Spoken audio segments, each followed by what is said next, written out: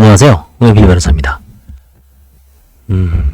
부부 별산제와 파산 절차의 문제점 두 번째 시간입니다. 면책 불허가 사유 적용 문제가 있습니다. 배우자 명의 재산 관련하여 파산 절차에서 채무자의 행위를 문제 삼아 면책 불허가 사유로서 설명 의무 위반 또는 재산 상태에 관한 허위 진술의 사유를 적용할 수 있을지 문제가 되죠.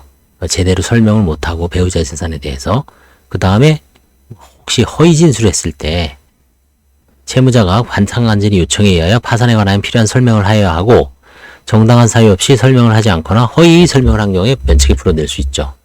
나아가 같은 법 564조 제1항 3호에서는 채무자가 법원에 대하여 그 재산 상태에 관한 허위 진술한 경우에도 면책이 불허될 수 있음을 규정하고 있습니다.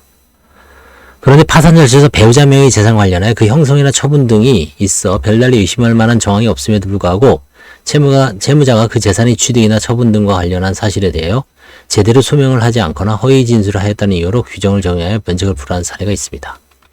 그런데 면책 불허가 사유로서 파산관계자의 설명 위반의 대상이 되는 파산에 관하여 필요한 설명이라면 파산관계인이 채무자에게 요청하는 모든 사항에 관한 설명을 의미하는 것이 아니죠.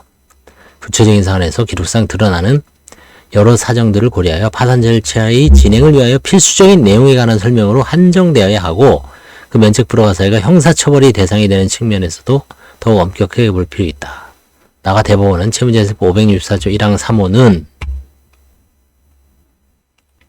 채무자가 법원에 대하여 그 재산 상태에 관하여 허위 진술한 때를 면책 불허가 사유로 규정하고 있는데 재산 상태는 채무자의 재산 상태를 말하는 것이고 채무자의 친족 등이 보유하는 재산은 채무자의 재산이 아니죠.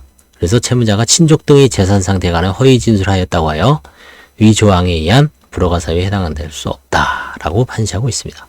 이와 같은 법리에 비추어 본다면 특유 재산으로 추정되는 배우자 명의 재산에 관하여 채무자가 명의 신탁이나 부인권 대상의 행위를 한 것으로 의심할 만한 특별한 정황이 없음에도 단순히 그 재산에 관한 채무자의 기여도가 있다는 등의 이유로 파산재단과 관련된 것으로 보아 취득과정이나 처분 행위를 문제 삼아 소명 또는 진술을 요구하는 것은 파산 절차의 진행을 위하여 필수적인 내용에 관한 것으로 보기 어렵고 나아가 진술과 관련하여 허위 정황이 있다 하더라도 이는 채무자의 재산 상태에 관한 것도 아니므로 결국 채무자의 행위와 무관하게 면책 불허가 사유가 되지 않는다 라고 이제 판사님은 지적하고 있습니다.